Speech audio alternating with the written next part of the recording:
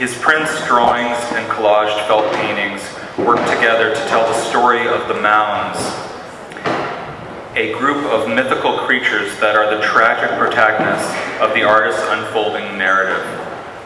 Each new work by our guest speaker is a contribution to the saga of the mounds, portraying the birth, life, death, afterlife, and even dream states of these half-animal, half-plant creatures.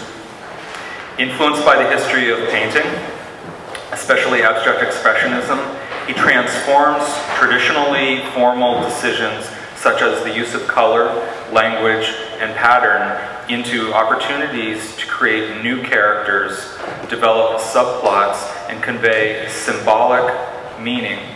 Hancock's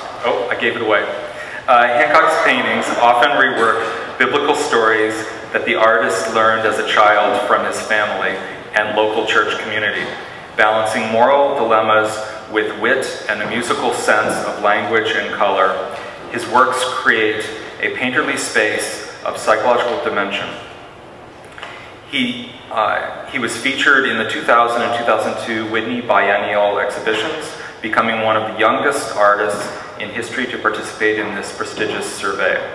His work has been the subject of one-person exhibitions at the Contemporary Arts Museum, Houston, the Modern Art Museum of Fort Worth, and the Museum of Contemporary Art in North Miami. He currently has a museum show up in Savannah, Georgia, which will be traveling to North Carolina. I'm sorry, Museum in North Carolina?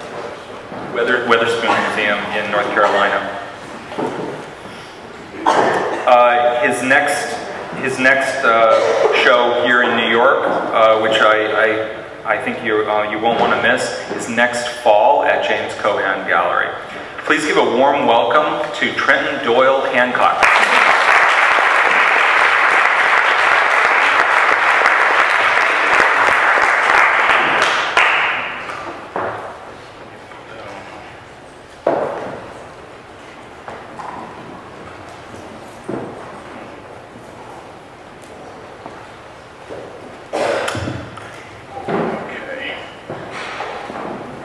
Hello, everybody.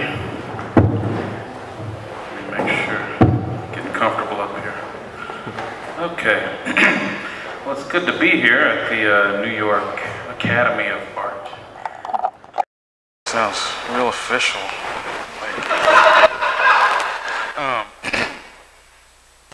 So what I'm going to do is show you a whole bunch of slides. I still call them slides. And over that, I'm going to just tell you a little bit about my project and my process, and I'm going to glue all of that together by telling you a few stories here and there. And but I usually start out these lectures by giving you a quote.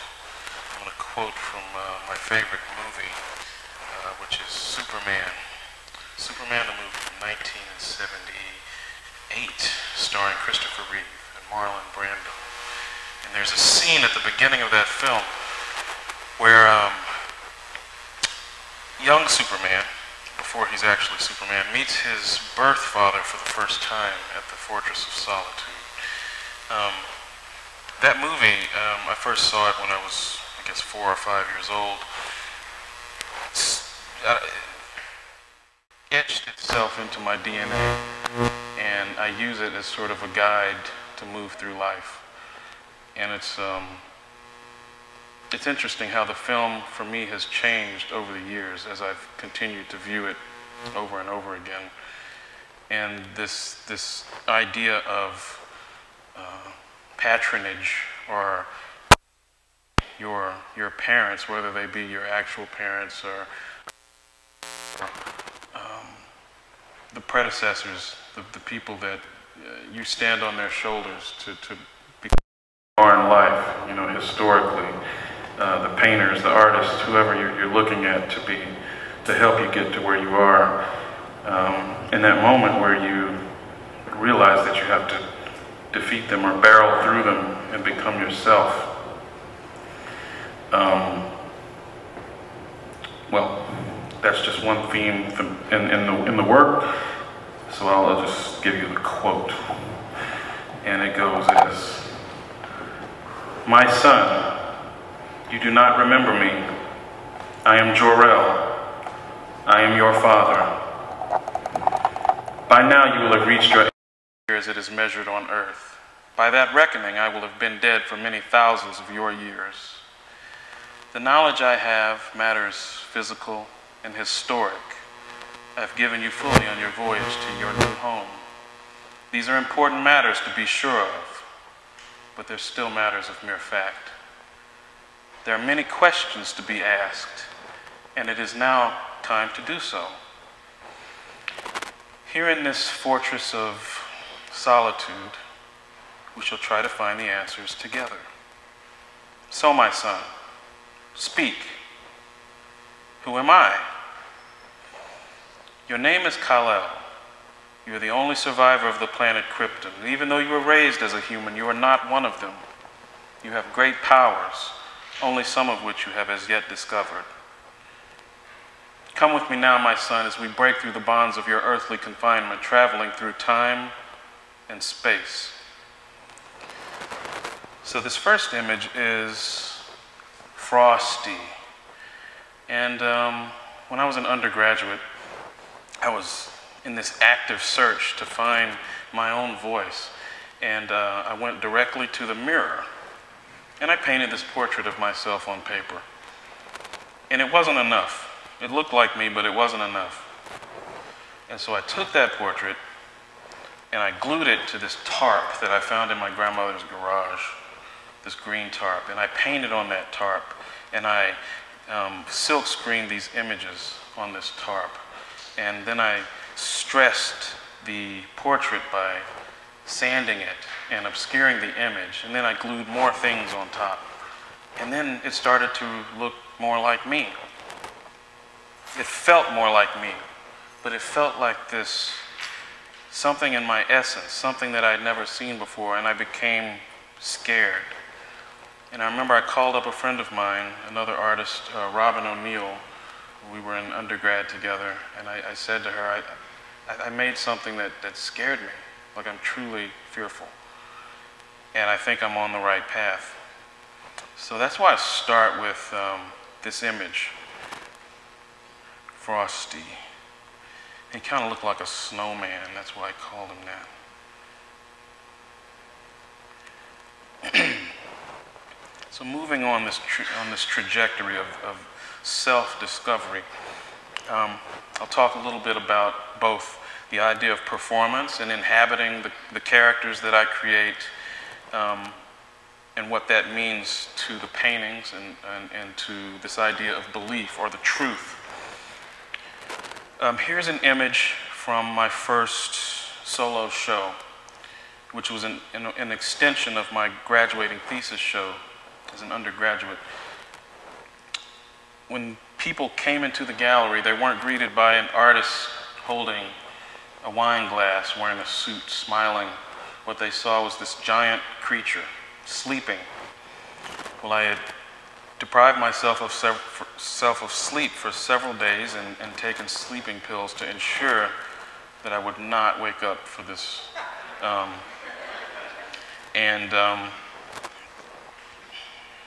So every 30 minutes, an alarm clock would go off, and the director of the gallery would come in and climb up a little ladder and feed me a bowl of Jell-O. And this became also an endurance performance because I learned exactly how much Jell-O I could eat. And it was a lot less than I thought it was. Jell-O is very, filling. So the assistant director was underneath the armature, and she would blow up balloons that corresponded to the color of Jell-O I had just eaten. And there was 4 different feedings over the course of, 2 hours. And she would shove these balloons out the butthole of the creature, and by the end of the night, there was balloon shit all over the floor. And so here's an image of the post-performance without the artist inside. and on the walls are plastic tops. And I'd been collecting these plastic tops for about a year at this point. But I started doing so because I was thinking back on my childhood. And I remembered crawling around the house, opening up all the cabinets and unscrewing all of the plastic lids from the detergent and cleanser. And I would incorporate those with my other toys because they were the same relative shape and size as the blocks, and the same color, the same material. So at this moment in time, I was looking a lot at my childhood to get the, I guess, required information to move forward. Because I knew that the younger version of me got it right. And luckily, I saved all of my drawings from when I was a child, and I would go through these just trash bags full of drawings and would discover things.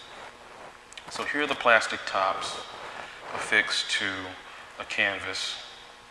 And I imagine maybe this is what these creatures think or are dreaming about when they're sleeping. Maybe this is how they communicate through color. So this is the very beginning of me starting to understand or articulate this new language for myself, because it felt like, oh, this is my own. No other artist is dumb enough to do this, so it feels right. And this is one of the first mounds that I ever committed to paper. And this is about, I don't know, 4 by 4 feet.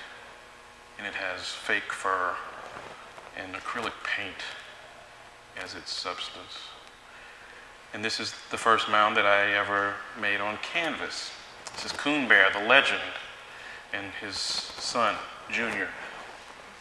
And these guys will pop up a lot in the work, so, well, at least the one in the middle will. And here we have Torpedo Boy. And I invented Torpedo Boy when I was in the 4th grade. And just making sure you're seeing what I'm seeing. Okay, yes. So Torpedo Boy came about in around age, whatever, 9, 10. And I had just started wearing glasses at that point. I wasn't feeling very good about myself, but I escaped into these drawings. And I made myself into this archetypal character, this Ubermensch, this Superman. And I would draw the pictures, and I would write stories, and I would illustrate those stories, and I kind of started to create this alternate reality for myself. And then when I got to be a grown-up, I brought Torpedo Boy back into the into view, and he changed. The residue of life tainted his skin. Here's a piece called "It Takes Two." This is Torpedo Boy kills shoplifters, so don't shoplift.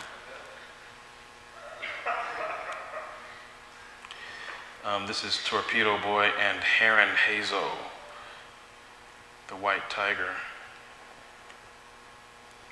This is a piece called Leave Salem. I took the title from this weird, ominous sign that I saw out in the middle of Pennsylvania once. As you're leaving the town of Salem, there's just lonely signs sitting out in the middle of a clearing, and it just looked really scary.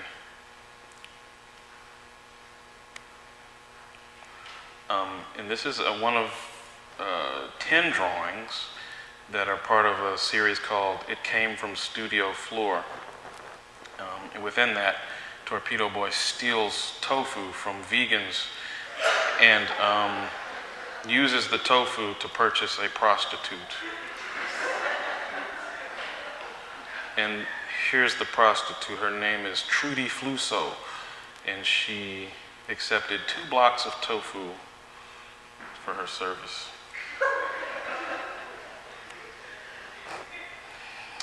So that leads me directly to this moment in grad school where I was roommates with a couple of vegans. And, you know, I accept all kinds of lifestyles, and they were nice people, but They would make tofu shakes, tofu banana shakes in the morning and leave them out, and there'd be fruit flies everywhere. And they were industrial designers, and so everything in the house was high design. And you know, if you don't weigh much of anything, it's easy to sit on this designy furniture. But I was, you know, I'm a hefty guy, so I'd sit down. It was painful. So it's just, they created this painful place for me to be, and I couldn't escape, and it was nuts. And then things got kind of preachy, like the dogmatic stuff started to come in, and they're like, yeah.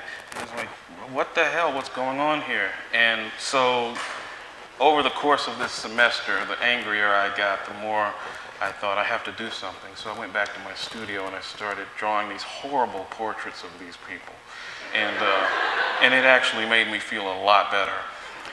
So this is a drawing, a painting or whatever of me sitting down at the table having some vegans for dinner, and this is a piece called Salad. So whenever vegans get together, that grouping is called a salad.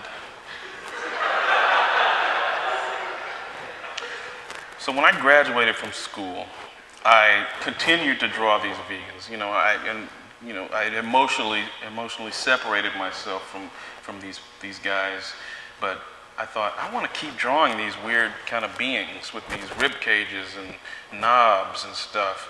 So I kept drawing them, and the more I did, the more I stripped them of their humanity. I plucked their hair out. They began to grow bones in places where there shouldn't be bones, and they became more insect-like, more alien-like, more goblin-esque. Here's another salad. So as you can see, I started to use the form of this vegan character as a module, which I could then reconnect or overlap to form this new kind of architecture, this new kind of space. And that's what I do. I'm searching for forms that I can then use and double them and replicate them, and through some process of cell division, they become this larger situation. And then I can take one system, overlay it with another system. It's a very sort of formulaic, or how would I say, it's just a way of orchestrating and building space. So at its very heart, my project is very formal. And this is just one way for me to get to new kinds of forms through narration and absurdity. And here's another vegan. This is me dressed as a vegan. And you'll see this guy come up later. It's just a sneak peek. He's real goofy. Okay. Go back. And this is me drawing on the walls. Sorry. Okay. So I'm drawing on the walls. That's another part of what I do. And I was a relatively good kid. I never drew on the walls as a child, so I figure as an adult I maybe earned some points. So I've been drawing on the walls for the past 10 years. It was very liberating at first. I'm kind of tired of it now, but it was a way for me to create what I call the extended field for the paintings, a way to open up the environment with which the paintings are to live.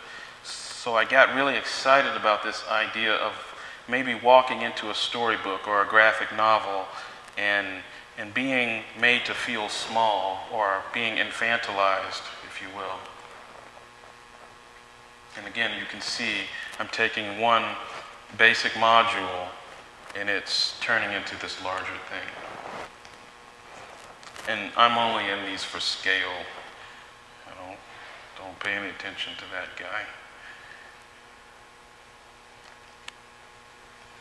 Okay, this is a piece that I did in Istanbul at the Istanbul Biennial, and when they gave me my space, they said, "So, is there anything you need?" I said, "Yes, please bring me a toilet." And I plopped it down right in the middle, and it was kind of this idea of people sit on benches in museums to look at work. And this body of work happened to actually have a toilet in it. this mound is being attacked, and the vegans have come up from the sewer through the toilet bowl in order to find him. And so, and also, a lot of my best ideas come whilst on the toilet, so I figure it all tied in together. So now I'm going to tell you some stories. This is Homer Buctus. This is 50,000 years ago. And Homer Buctus was an ape man. And Homer Buctus had a wife named Almacroin. And they had two lovely ape children, Bruthascam and Chromalina. Well, one day, Homer Buctus went out to get some food for his family, like he did every other day. And instead of taking a left, he took a right this day and ended up in this field of flowers. And these are prehistoric, crazy flowers of all kinds of shapes and colors and variety. And there was so much abundance and beauty that Homer Buctus didn't know what to do. So he began to masturbate in this field. And when he was done, he went home, and he returned the next day. And what was before him were these creatures. It seemed that his seed had mixed with the flowers, and they had created this hybrid being called mounds. So mounds are half plant and half human. And there was several hundred of them, and they would wobble with joy as their father walked by, and they recognized him. So he would return every day and sprinkle the field and create more of these little creatures. And by the end, there was thousands of them. And the flowers began to speak to Homer Buctus. Homer Buctus, we love you, and we want you to be a loving and caring father to your new mound babies. And he was excited, and it was good. And here we have Homer Buctus's central spraying spot. Yep. And this is a piece called Choir. And it's called Choir because I imagine these little baby mounds singing their first words, which were colors.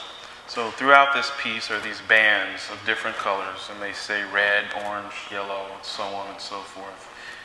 This piece is about 10 feet wide and 7 or 8 feet tall, and it's very tactile. There's lots of things glued on top. There's some actual sculptural plants, fake flowers that are glued in.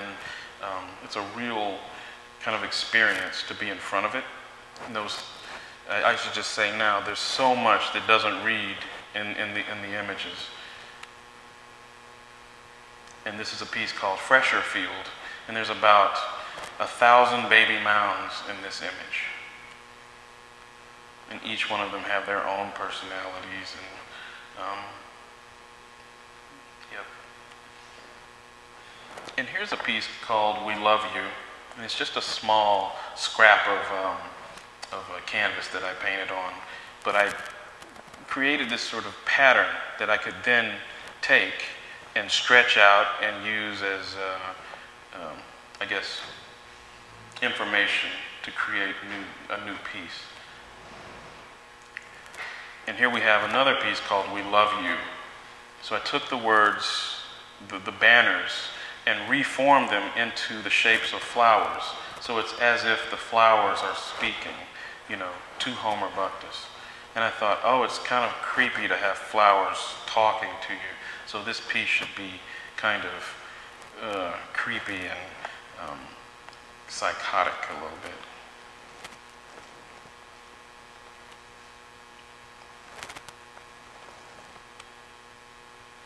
And with this body of work, which is sort of a Genesis body of work, I created 52 portraits of baby mounds, which are about 8.5 by 11, some a little bigger, some a little smaller. And I arrived at the number 52 because each one is named after a letter in the alphabet, and I went through the alphabet twice. And this is mound number 1, the legend. You'll see more of him later. This is a piece called I, etc. Expect Sex. This is a piece named after one of my favorite horror films, Texas Chainsaw Massacre. And at the beginning of that movie, the doomed children get off the bus and end up in a graveyard. And there's an old man hugging a gravestone and clutching a bottle of whiskey in one hand. And he looks up at the children and he's laughing and he says, "I see things." So this piece is called I See Things. And this is painted or drawn on a scrap of irregular paper. And this is the field, sort of the Garden of Eden. And when you get up on this work, you notice that behind these flowers, embedded in this garden, are severed limbs, fingers and hands. And I did several of those drawings and worked with a wallpaper designer, and we made a composite and created this pattern, and that turned into this wallpaper, which I then hung choir on and some of the portraits. And I was excited to sort of make a space that recalled domesticity or something that felt very stable, like someone's living room. But once you get up on the images, you realize there's something that's a bit off about this. It's not quite as playful as it lets on. So Bruthuscam and Chromalina, the two children, they catch wind of what their father has been doing, and they discover this field of this mound creatures, their half-brothers and sisters, and they get very jealous. They become angry and confused, and they go out and start to destroy this crop of baby mounds in an event that I call the Great Mound Massacre. And mounds, they can't get up and run away when they're scared because they're planted in the earth. So all they can do is wobble back and forth.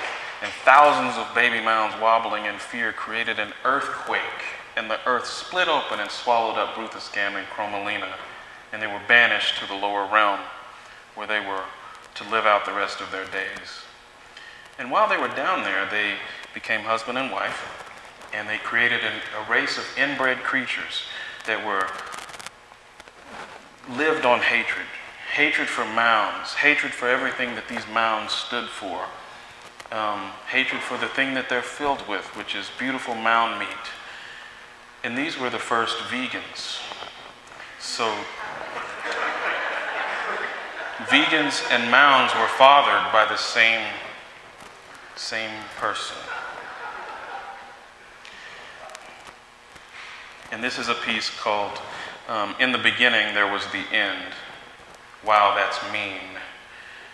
And we can see, this is sort of the flip side of the piece Choir, which is very stable and very happy and very primary in its color scheme.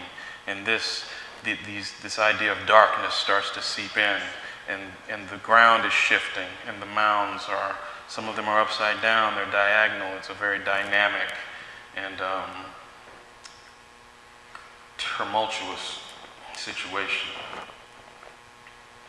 And I also did some wallpaper based on that work, and this was printed at Graphic Studio in Florida, and it's printed in blacklight ink, and it's also 3D, so it's a really trippy experience to see this stuff. And this is the best I could sort of capture it on with my camera under the blacklight. And here we have Homer Buctus, who's went out into this field, and he sees that all of his mound babies are either dead or dying. So he plucks up the ones that are still alive, and he drags them to different parts of the earth and replants them and sprinkles seeds around them in hopes that one day a forest will grow up and protect them from these vegans and the threat. So 50,000 years into the future, closer to present day, here we are back in the forest. Now the spirit energy named Lloyd Lloyd is a father type of an energy, and he's the reason you can see words in my work. He's very judgmental. He's very black and white. There's no in-between with Lloyd. But he's still a good energy. He's just kind of stern, heavy-handed even. And here he is warning this mound that something's about to happen. He's very cryptic. Get goat. And this is a piece, it's about 6 by 9 feet, well, it's exactly 6 by 9 feet, called Friends Indeed. This is called a graveyard flash. It's usually shown to a mound right before they're about to die or return their soul to the spirits. And this is the strongest of these graveyard flashes. This is called Remember with Memory. About 4 by 5 feet. And this mound with this image understands what his fate is. He's about to move on. And here we have a small graphite drawing of vegans who have made their way into the forest and are destroying this mound from the inside out, from the outside in, and collecting his mound meat in buckets. And this is a piece that's about 9 by 8 feet. It's pretty big. The legend is in trouble. And there's lots of fake fur and scrawling activity on this work. And there's lots of puncture wounds in the actual canvas. And it hangs up on the wall like a giant pelt.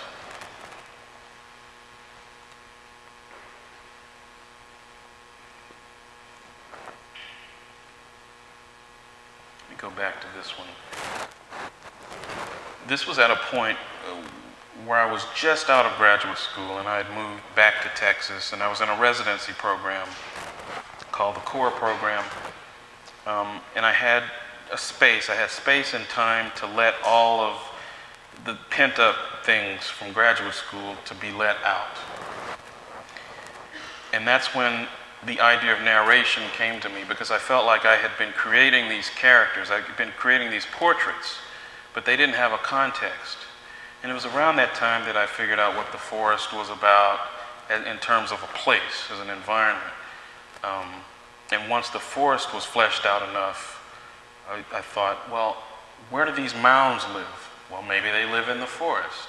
I began to ask myself these questions, and with more questions, answers didn't really come. More questions came, but those questions begat images, and there was this proliferation that I could barely keep my hands moving fast enough.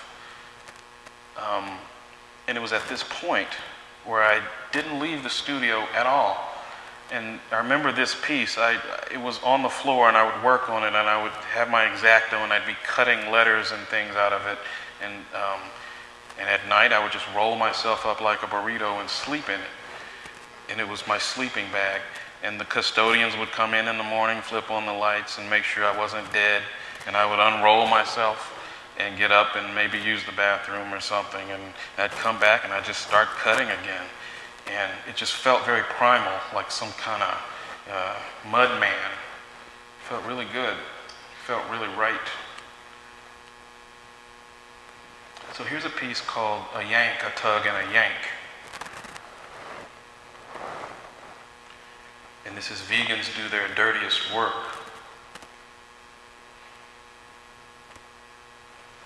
And this is another small canvas that was a build-up to this work, which is 8 by 8 feet. It's called And the Branches Became as Storm Clouds. And essentially this is the same painting as The Legend Is in Trouble. It's just seen from a different lens. Oftentimes I will attack a theme or an image from a different perspective. Maybe a different character is seeing what's happening, or it's from some other, I don't know, realm of understanding. But it allows me to, I guess, satiate those aspects of myself in doing the work. So with this work, I was able to go more towards my cartoony side and pull out some some of the more Ren and Stimpy-ish type references and, you know, slapstick humor, but also articulate some very grotesque things as well, and talk about space in a different way. So these, you know, they not only talk about painting in different ways, from painting to painting, all of that language shifts. It's like the same stuff, it just forms differently and creates a whole nother attitude or emotion.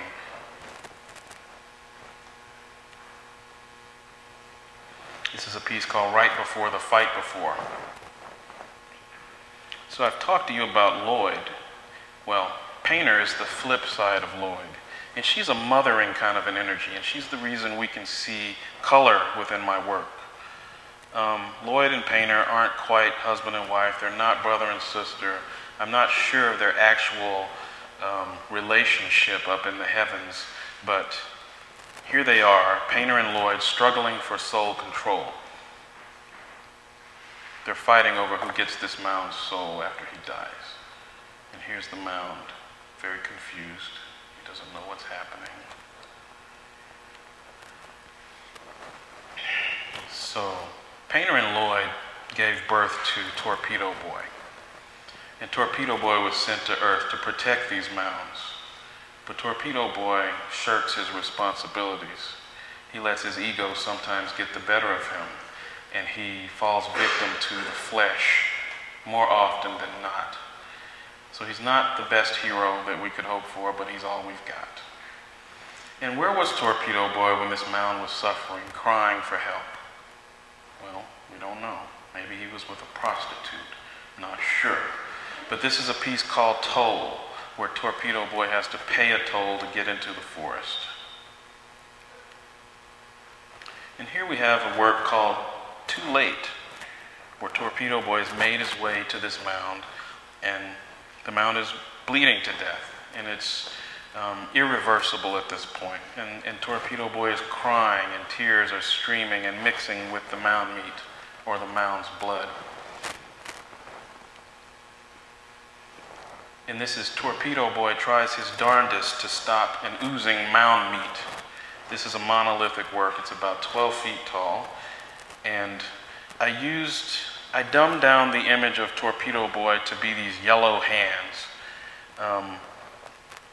And those hands are overlapping and slapping each other, trying to get this mound meat packed back into this space to no avail.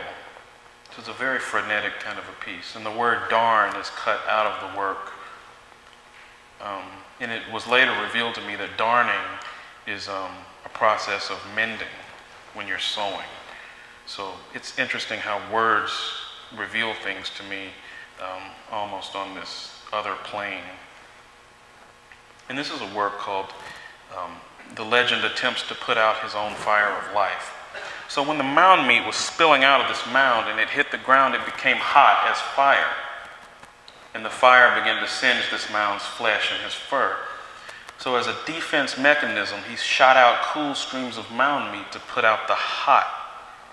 But it acted as an accelerant, and the fire got higher and consumed this creature.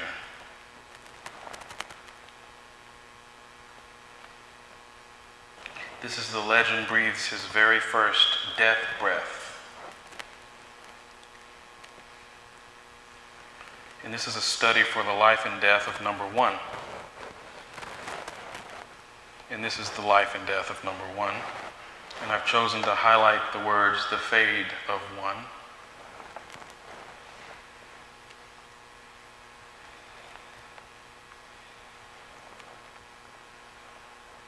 And this is a piece called By and By. And as you can see, in the middle of this rather large painting, there's the mound's skeleton, which is as a tree. So the mound truly has returned to the forest to be one. And all of the creatures from the forest and surrounding areas have come to pay their last respects and to give their eulogies.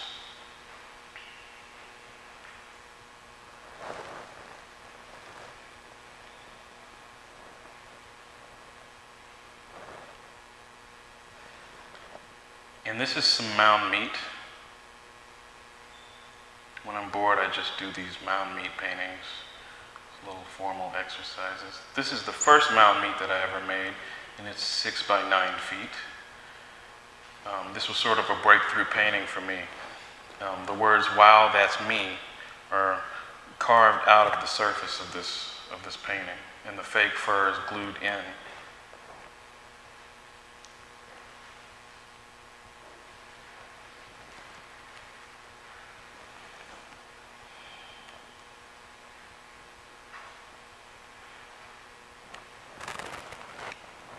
And this is a rather large banner type of a work that's really built up with scraps and dried up paint and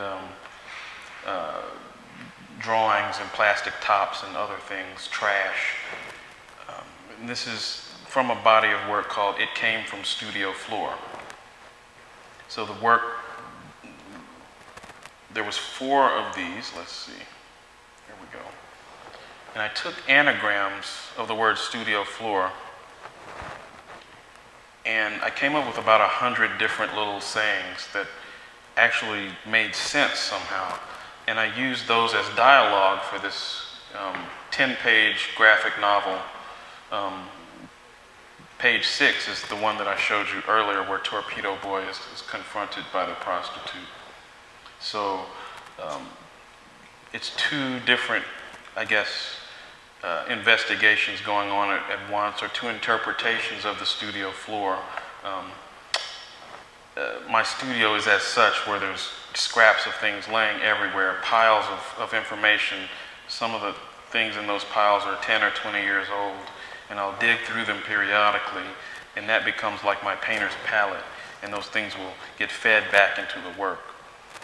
So I wanted to do an homage to this studio floor, or this situation, which seemed so right for me, and out of it came this work. So these banner things and those drawings, which are more, realized, realistically, were shown in the same space, and that felt right.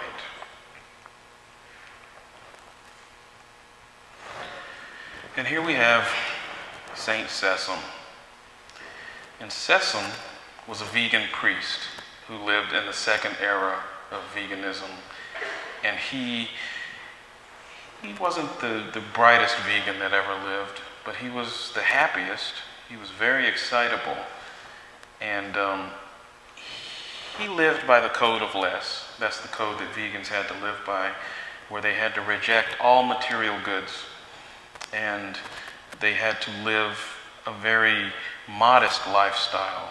And they were only allowed to eat 1 measly block of tofu per year. And that was to sustain them, because they meditated all day. And it was a boring existence, but it's all that they knew. But somehow, Sessom knew that there was something more to life, that things weren't always so black and white.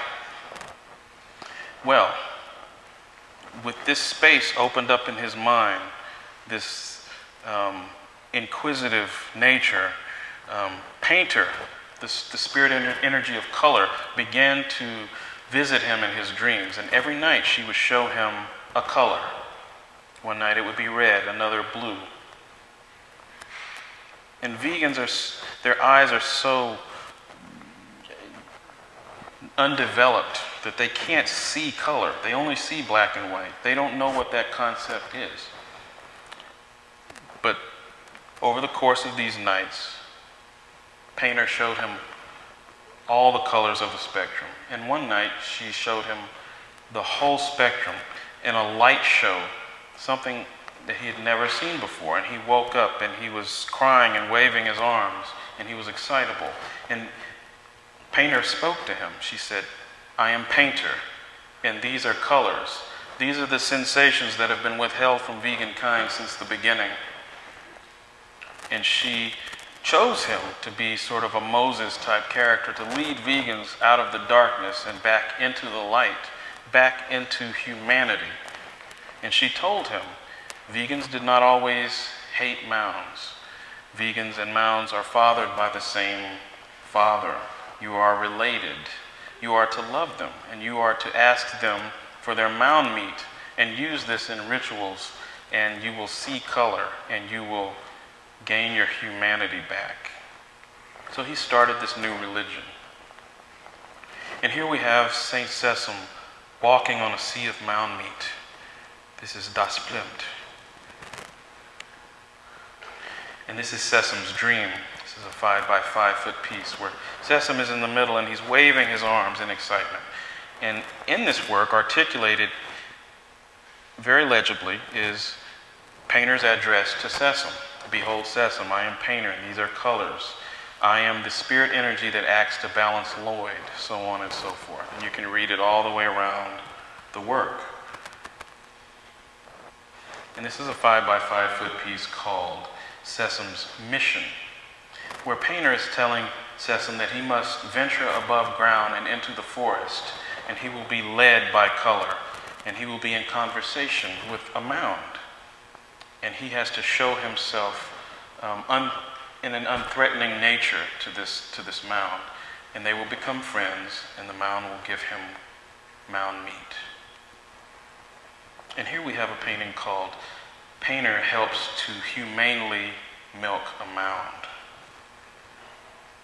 So they're getting mound meat for their rituals. Okay. One of the disciples of Sessom's name was Beto Wachau. And Beto was the smartest vegan that ever lived. And Beto had 5 brains, and he was a vegan scientist. He was an inventor. And he actually came up with ossitecture, which was a process of reconstituting dead vegan material or bone material and using it as lumber so that they can then build structures and machines and things. So they tricked Beto into being in this group. He was smart enough to know this seems a little shady, and I think vegans are doing okay, but they needed his services, and so they brainwashed him. So he became part of the cult of color, and he invented what's called miracle machines. And a miracle machine is a piece of ossitecture that when you put mound meat in one end, blasts of color come out the other end, blasts that are so bright that unconverted vegans can see this and then become converted. This is a piece called, let's see, Miracle Machine number 4, the patented energy saver. This is Miracle Machine number 2, the vegan-made egg spit. Miracle Machine number 5, the Deblin technique at work. Deblin was Beto's cousin, but I won't get into that now. This is Miracle Machine number 6, Craftmaster. This is the Abysmal Dismal Baptismal. Stone Prone. Sometimes the vegans took too many hits of mound meat, and it would manifest itself as these stones or eggs. This is the very middle of a sweet journey. And this is a 5 by 5 foot piece which shows us this scene of orgiastic spectral behavior where the vegans are doing all kinds of crazy rituals, taking hits of mound meat, seeing color blasts. And within this work is a miracle machine powered by hundreds of little vegans sucking mound meat through straws.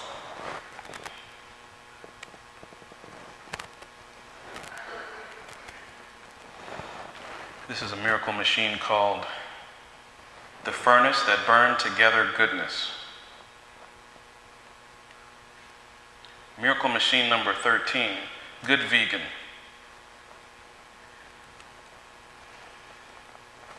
This is the Cult of Color.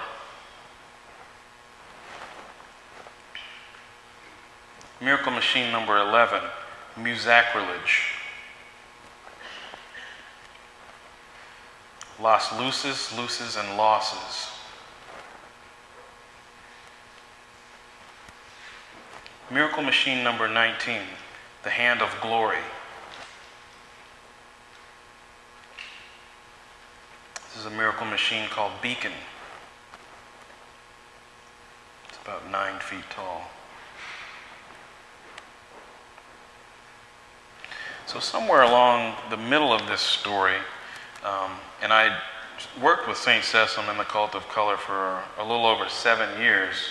So I guess around the midway point, around year three, I knew that the tone of the work needed to shift because there was a shift in the story. Beto began to shake off his brainwashing, and he became aware of where he was and what had happened. And once the brainwashing washed away, it unlocked something in his psyche, something in his nature called the black brain.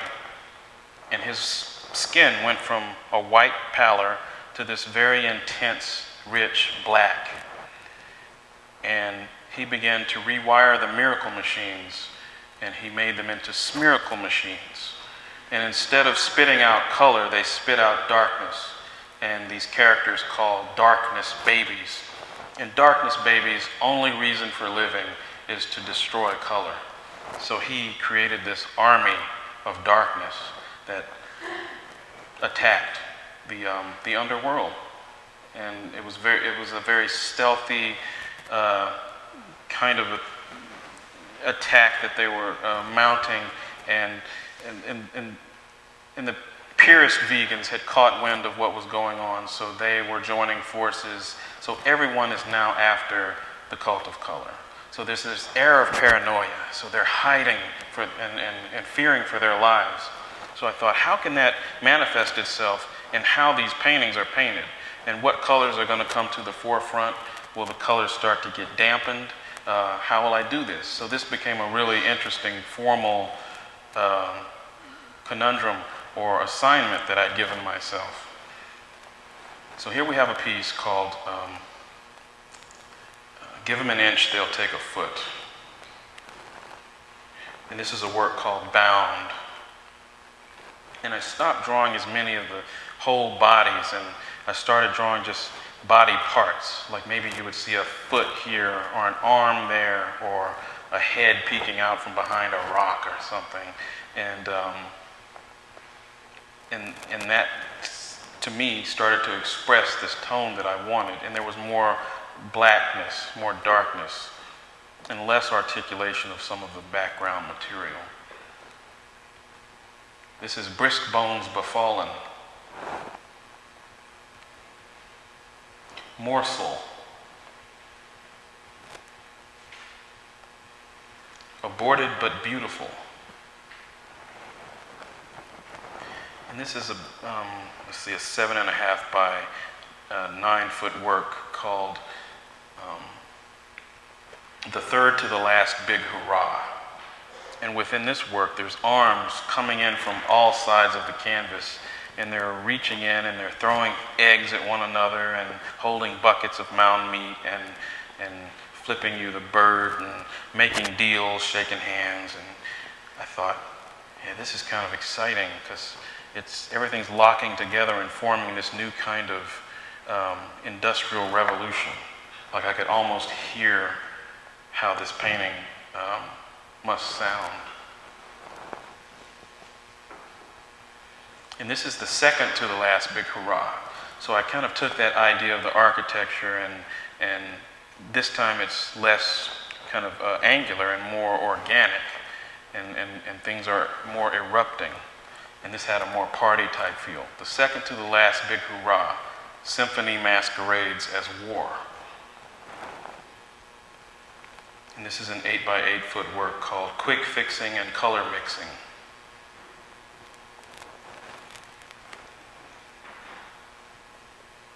The March of the Asa Lanterns.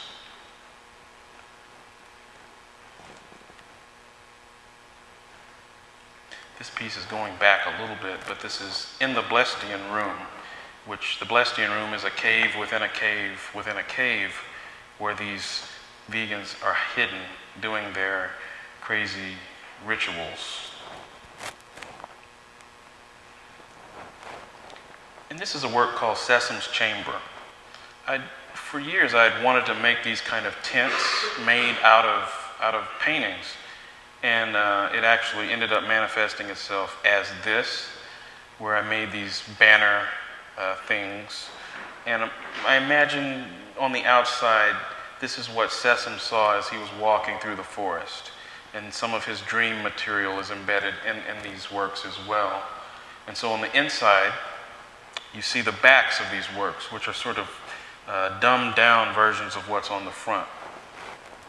And this furniture is furniture I inherited from my grandfather, and I turned the dressers into speakers. And playing in those speakers are Muzak versions of songs that have colors in the title. Little Red Corvette, Blue Moon, the theme to the Pink Panther, so on and so forth. And the 9 buckets represents Saint Sesam and his 8 disciples, and they're filled with Pepto-Bismol, which is my stand-in for the mound meat. And I wanted this to be a sensory overload, like you're seeing things, you're smelling the Pepto, and you're hearing this music. And I imagine this is somewhat what Sesam must have felt like when Painter visited him. And this is a series of etchings called the ossified theossified. Ossification is a process of becoming bone-like, and theosophy can be described as a religion with its roots in color. And again, it's a play on words. Oftentimes I like to play with myself with words, and yes, play with myself. So these are all color etchings. There's no hand coloring involved in this, and I worked with Harlan and Weaver Press here in New York. Here we have Sesam. This is the disciples, or these are the disciples. This is Symphony. And the title of this is taken from my favorite television show, The Incredible Hulk, from 1977, starring Bill Bixby and Lou Ferrigno. Well, before the pilot episode actually airs, there's this black screen and an ominous hum from behind that darkness. And up on that screen pop these white words, which say, "Within each of us ofttimes dwells a mighty and raging fury." So I titled the piece as such. And this is Fountain. And this is a small painting that I did as a study for this work, which is 8 by 8 feet, called Dissension and Dissension, where a vegan is sort of trapped in this miracle machine. This is The Bad Promise.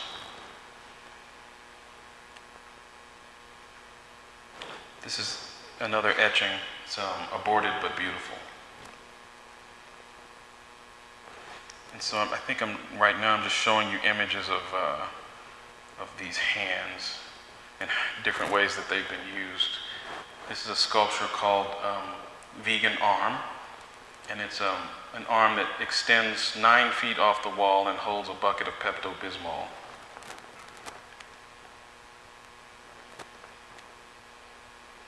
And this is a work that's currently up at the Olympic Sculpture Park in Seattle.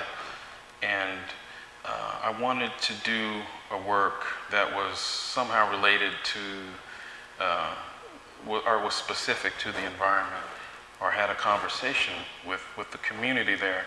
So underneath this large hand, the piece is called A Better Promise, and it's related to The Bad Promise, which was the painting I just showed.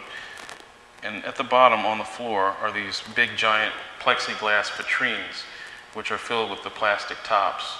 And people are encouraged to bring in their non-recyclable, colorful material and fill up these bins. And it's like Seattle is, they're all conscious about the earth and want to save the earth and stuff. So it's like, hey, I'll do something like that. And instead of dreary rain, I'll have the gumdrop rain coming down, and it's like it's pouring into these vitrines, and it's like plastic tops too. And hey, and so that's what we got. A Better Promise.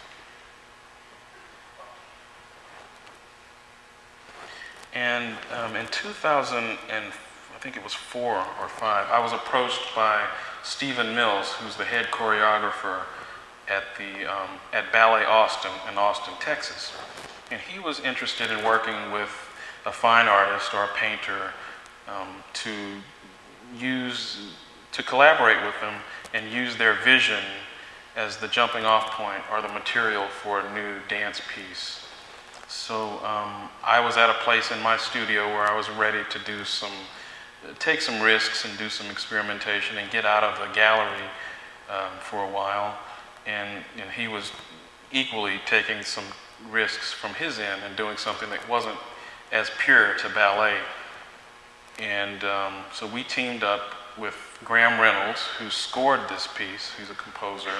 And we created The Cult of Color, Call to Color. And here we have Saint Sesame dancing with a bucket.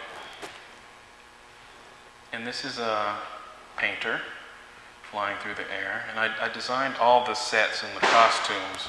I worked with Fabric Workshop in Philadelphia to do one of the backdrops, the one that you see here that has all the trees sewn into it. And here we have the vegans, the disciples, dancing around this mound with their buckets, ready to accept their mound meat portions. And here's Beto, after the black brain has been unlocked and his skin has turned black. And you can see the darkness babies around him here. And here he is, taking his seat up on the throne of the Spherical machine. And so here's the body of work I did directly after the ballet. I was interested to see how that experience would translate back into work again. And I gave myself this assignment of taking that vegan head that's sort of peeking around rocks and stuff and making that the material for this series of works. And this was the first one I made, and it's called Fear. And this is The Calm. Sorry, that one's small. This is the crest of civil unrest. I Read. Hello, Hollow Lullaby. Blue-balled voice effects. A tippy head run. A happy place. And this piece is actually 8 by 8 feet. This is Duel by a Bleeder.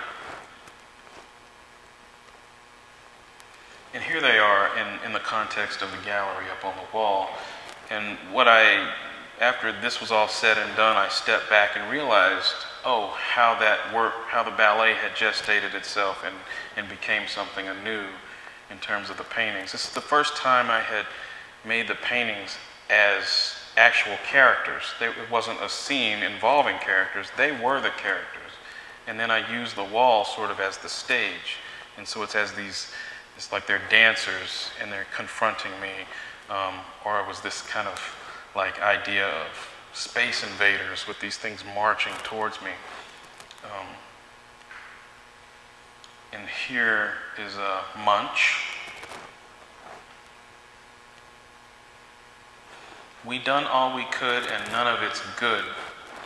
And this is sort of leading up to the more current work, where I'm moving away from Saint Sesame and this idea of the fantastical, and focusing a little bit closer to ideas of myself and using some of the concrete poetry that I've been developing over the years.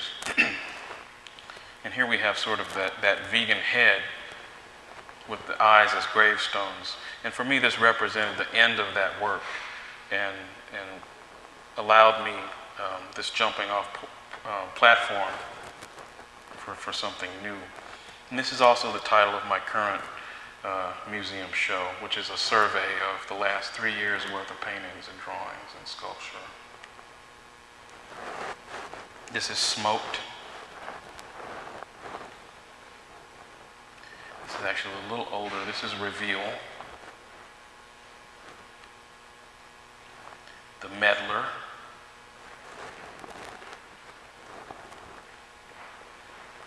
Unruly.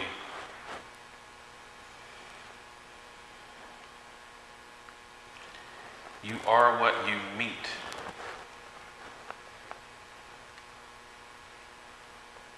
Mr. Mouth. I really do love myself.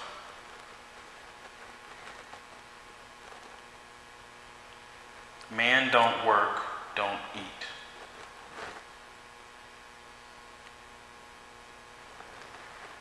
The Doorstop.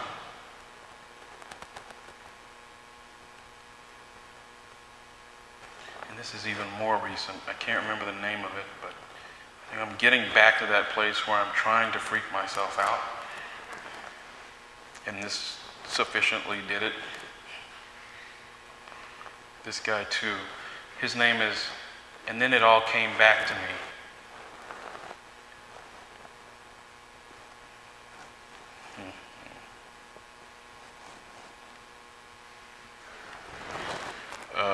This is Cairo Gyro. Like a Thief in the Night. This is a small drawing that I used to make this larger painting, also called Like a Thief in the Night.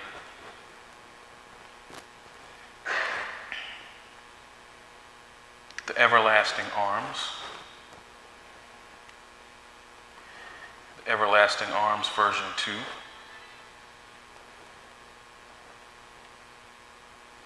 This is a piece called Feet, with 4 E's in the middle. Feet. And this is a really large painting based on that drawing of the feet. But the material of the feet are made up of what I call bone lace, where I'm cutting out these bone patterns out of paper and out of canvas, and then gluing that lace onto the work. So they're built up about an inch off the canvas. So it's very heavily worked. And then the outer part, the field at which these are sitting on, part of it's comprised of the odor eaters that I've been collecting over the past 10 years. And this piece is called Hot Coals in Soul.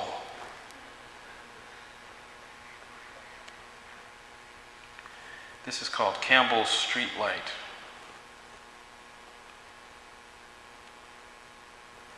You are a liar and the truth is not in you.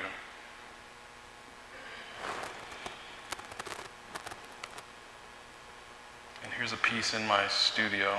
It's called Color Coffin, where the fronts of the drawers that were on my grandfather's dressers I used as the outside of this coffin. And it's filled with part of my collection of plastic tops. And here's a recent print from a print series I did at Massachusetts College of Art. And this is from a print series I did called The Year at the Neiman Center at Columbia. So what's the meaning? These are etchings. And this too is from that same suite. It's called Pull. And these are from a suite of 3 small etchings that I'm doing, or I just finished at Graphic Studio in Tampa, Florida. We done all we could and none of it's good. I think this one is also called The Thief. And this is The Nightfoot. And that's the last of the images, but I also wanted to say that I'm currently working on a mural at a children's hospital in Houston through an organization called RX Art, run by Diane Brown, and Diane is here. wave, Diane. Hi. And it's a really great organization, and they commission artists to make artwork for these kind of, scary hospitals where there's all this metal equipment and it's very angular and metal and scary.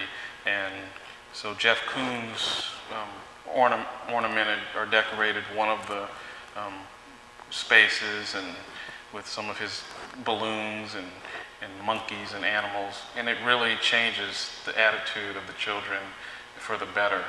So I've been lucky enough to work with them to change one of these spaces in Houston. So that should be finished very soon. I don't have an image of it, but I just thought I should say that. And we're back to the beginning, and that's everything. Thank you.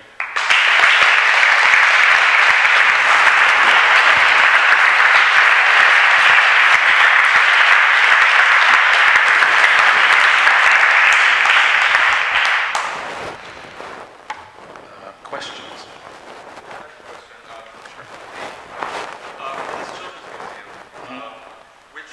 Which of your characters do you feel the children would respond to Well, in the way that you described, right. kind of soothing maybe? Well, I'll tell you that piece that I showed with it's called By and By, with the dead mound in the forest. Well, I decided to go back in time and basically redo that painting with the mound alive and the animals there, and they're not crying, they're all happy. So it's this really colorful piece, and it looks like something you'd see, at the, children's building at the zoo or something. It's just real happy and life-affirming kind of thing. And there's a mound in the middle, and he's kind of going to be hopefully built off the wall, and it'll be this kind of tactile experience. Yeah. Oh, right here. I have thought about working with animators or animating myself, but I guess here lately I've really been thinking more about what's the difference between animation and the graphic novel. And since I love animation so much, animation history, it's one of my main inspirations. It's like, why haven't I went there already? Why am I choosing to do these kind of static images?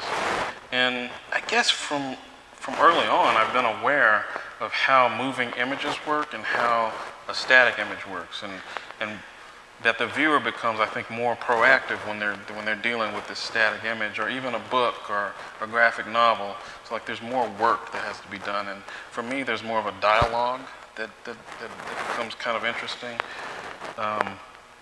Not to say that in the future I won't jump into animation and kind of deal with time in that way, but for right now, it's like I'm currently working on a couple of graphic novels and just dealing with time in that way, and how my images and icons can unfold, and just, I guess, be closer to that history of the graphic novel, because sometimes I'm more interested in hearing what that community has to say than like the high fine art kind of speak. It's like, okay, I kind of can predict what's going to happen over there, but it's this totally new thing and a new kind of criteria that I would have to subject the work to with a novel. But yeah, right here.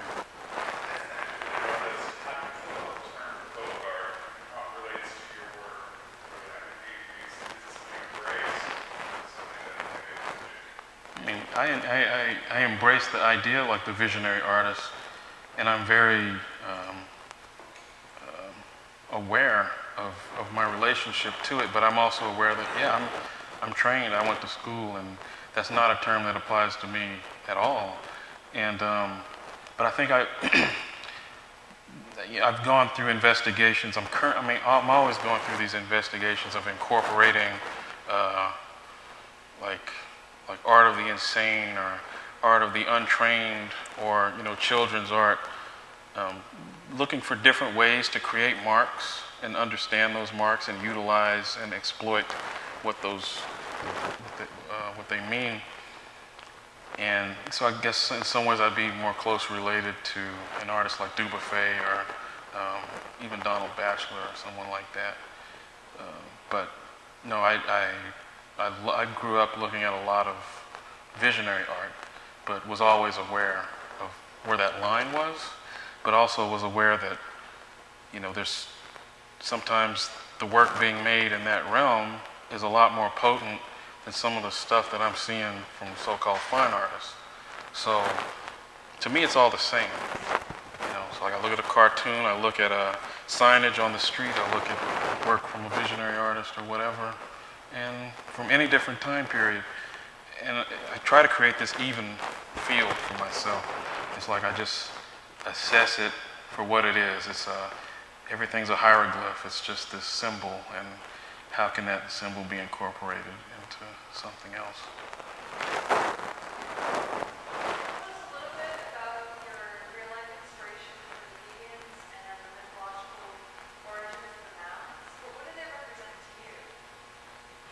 What do... Well, the vegan means to me, well, I'd say the vegan, the mound, torpedo boy, all of these characters represent for me a crystallization of intuition. It's like I am the vegan. I should say that I did a performance for 6 months where I became a vegan, and I wanted to get into the mindset of this character and understand how that body felt like. And so, you know, I could have done it for longer than that, but I felt like, yeah, 6 months. And I titled it Good Vegan because I wanted to be the best vegan I could possibly be. And I think I was. And Is it just tofu, or? I ate a lot of lettuce and tofu. I actually gained weight, which was amazing. I thought I was going to be rail thin afterwards, and somehow that didn't work out for me. But I've been a mound. I'm a mound pretty much all the time, as you can see. But no, the mound actually represents for me this way of life, this way of intaking information and getting bigger. So the term mound for me represents taking in culture and just letting it be inside of you. And in that way, you are becoming, it's like that drawing that I showed you. You are what you meet. It's like you meet and you take in and you become. And you're as this cloud of gas that's constantly taking in, moving through space, getting bigger. And that's for me what is the mound is. It's like my capacity to collect information and collect things. Because I am that as well. I am a collector. And I also have this need to get rid of and see white space and just narrow myself down. So it's just like, and then Torpedo Boy for me represents the artist ego. He's like, I think as the artist, we are superheroes that see things that other people don't see. We can see through walls quite literally, and it's either a power you can abuse or you can use it for the betterment. Whatever better is, it's up to each of us to define what that means.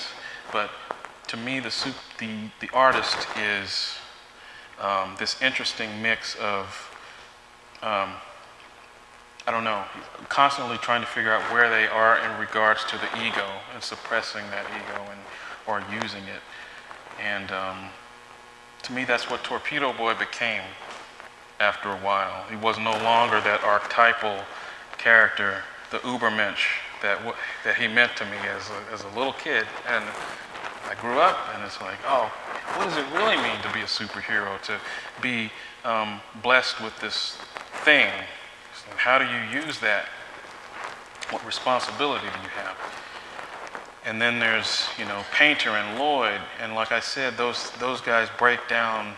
I have this love for text. I have this love for reading and seeing things that way and intaking information that way. And there's a kind of exclusive nature to that. It can include you or it can just separate you totally. So I'm interested in the idea of the word as this wall or this kind of a blockade, but also as this doorway. And for me, Lloyd represents that. And then there's Painter. And she breaks it down to this idea of color and what is color, and am I first Lloyd? I think maybe I am, in the sense that I'm drawn to this black and white graphic thing. Like, that is the DNA of what I do. It's the foundation. It's the armature with which the color is then draped. So I think of color probably different than other painters or other thinkers, in the sense that it's quite literally separated out and given an assignment and then doled back very methodically into the picture. So for me, that's what painter is. It's like, you know, color allows you to kind of be, I don't know, warmer and safer or something. But that's, yeah, these characters, they're not just, it's not me wanting to tell stories and create histories for these characters, in the sense that it's not that simple. It's like I'm trying to make sense out of this whole life art thing, and it's the only way I know how.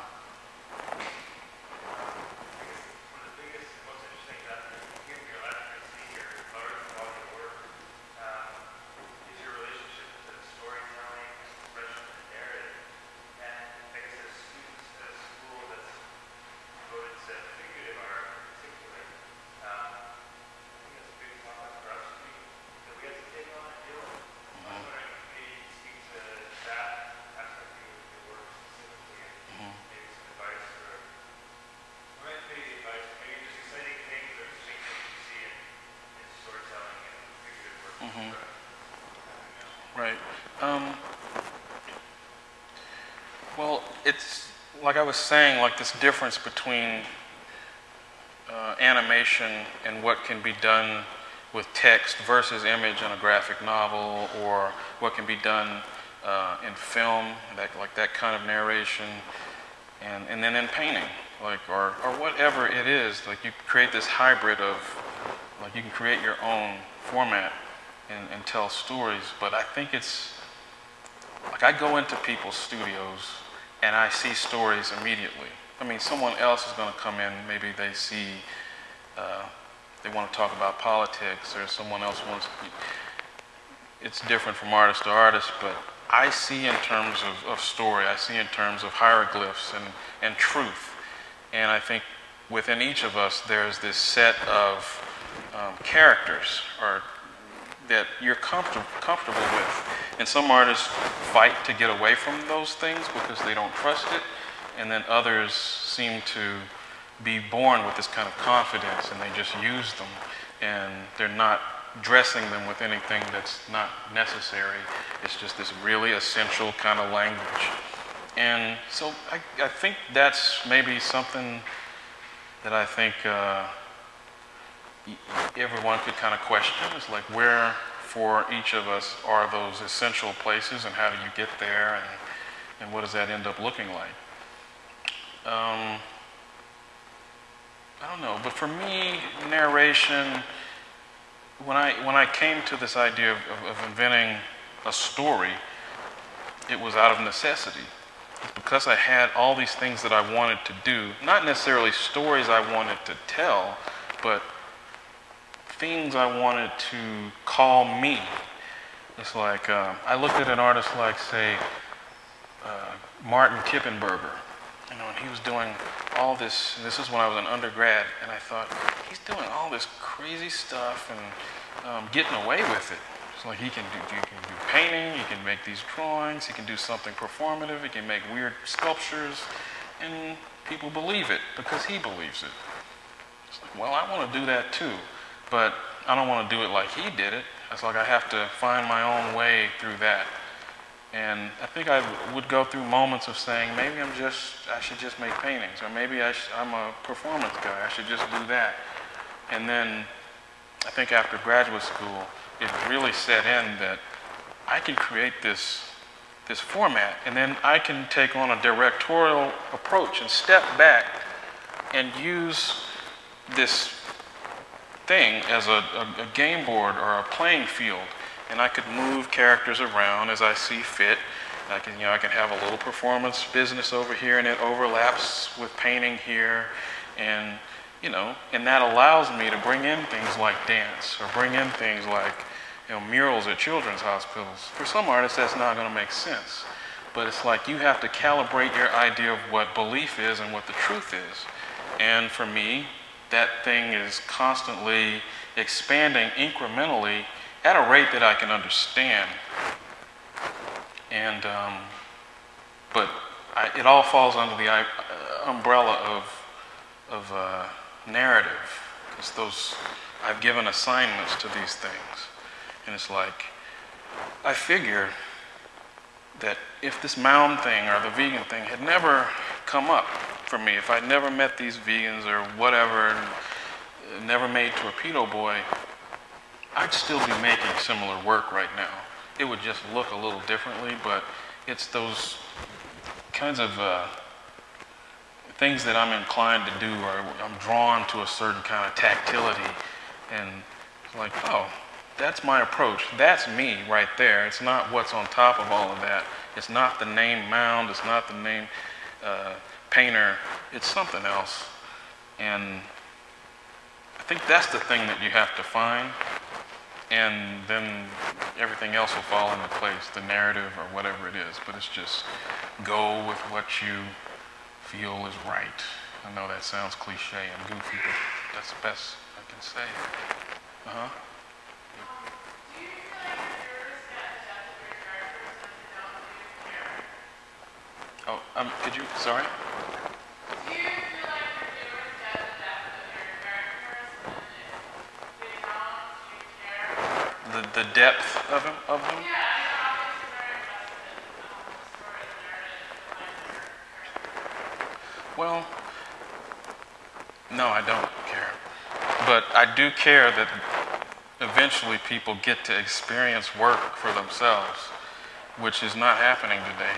And that's why this kind of talk for me, it has to be so animated. Like I have to make it as layered as I possibly can to make up for what's not being seen in these works, because that's what I care about the most. I make these things so I can experience them and be in front of them. I make them first and foremost for me. And then the byproduct is other people then get to have that kind of relationship with them and bring to the table what they will. And that's not happening today. So I'm constantly looking for ways to, since it's all mediated and you're seeing images here and there, and I don't know, it just builds different entry points.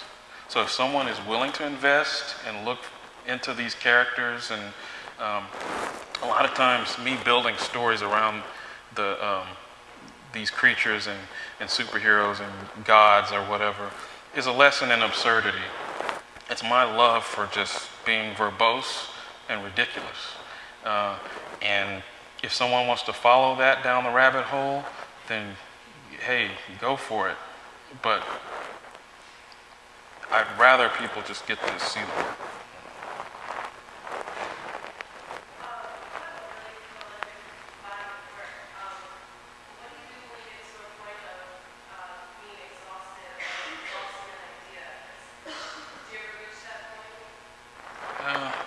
No, I get exhausted, but I don't get exhausted of ideas.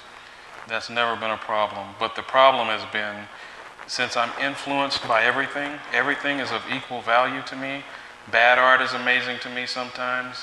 Of course, good art, sometimes good art I don't like that much. But I don't know, I take in everything. I'm looking at trash on the street. Every stupid television show somehow has meaning to me. It's like it gets overwhelming, so then I have to really maintain my filter. So what am I actually going to bring into here and turn into something golden? And that becomes the exhausting part, is fielding all of this crazy business, all this information. Yeah.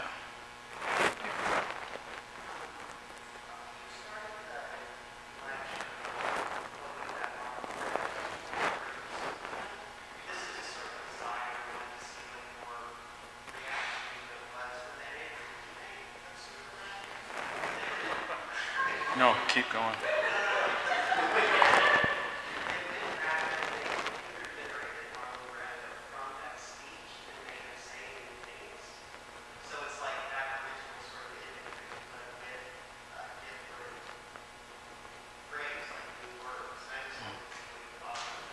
That movie was shit. But no. But beyond that, of course, I tried to have this kind of critical distance, but man, it was tough because my heart is in that movie. And they were using Richard Donner's film as the structure for this one. And it just, but the idea of, I guess, changing him or using the computer-generated him, is that what you're talking about?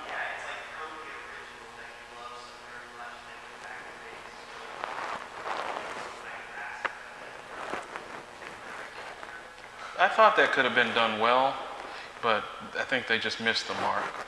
That was one of the things I actually kind of liked, but I guess the more distance I got from that movie, the more I realized they should have picked a different director who took a whole different approach, because that movie was all about homage, and when it's that much about homage, it is kind of doomed to not be that, how would I say, I mean, it's just not introducing anything new or interesting. And that's what ended up happening. So.